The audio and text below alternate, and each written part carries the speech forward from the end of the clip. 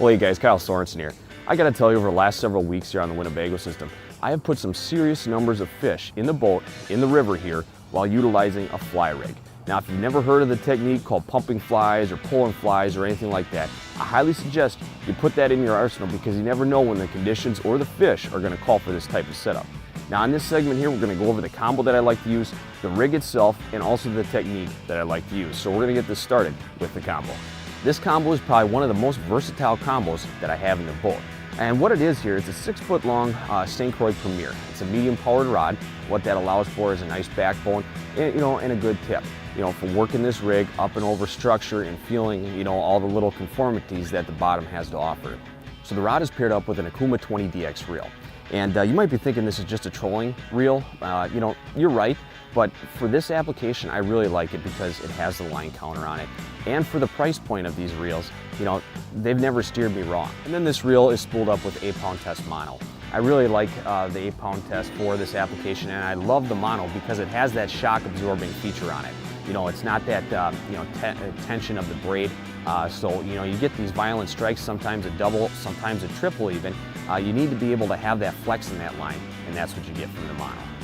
So just like with the combos, the rig itself has so many different variables or variances, or I guess varieties of different ways that you can tie this up, or the ones that you can purchase. I've seen them with a ton of different hardware on them, such as 3-way swivels or snap clips or 2-way swivels and stuff like that. I like to keep it as simple as possible, and I'll tie this up starting with about a 6.5-foot long, 6-foot long chunk of 6-pound test fluorocarbon. Love the fluorocarbon for this stuff here. The main loop will be about a foot down, and that'll hook right into the main line of the reel here. On the other end of that, I guess the start of this leader, I'll have another loop there that will serve as the dropper weight. For the weights, I don't like to go anything over an ounce. This is an ounce that I have on here now, and very rarely do you ever see me using an ounce, but I have it on here for demonstration purposes because I'll be able to get closer to the side of the boat here. But now I like to keep these as airy as possible, which is why I don't use any hardware. I like this rig to free flow through the current, through the water, and I think by adding any type of hardware on there, that creates more added weight, and those flies don't move as much as I want. So the technique, you're gonna have to find out which one works best for you. I like to be able to sometimes even drag this fly rig across bottom, just barely ticking that sinker. Sometimes I'll, run it maybe 4 or 5 inches off bottom, maybe depending on what the electronics say, I'll run it up a little higher. But what I like to be able to do is drop my rod tip back and feel bottom, all right? I'll run this fly rig, maybe depending on how, I'm working it.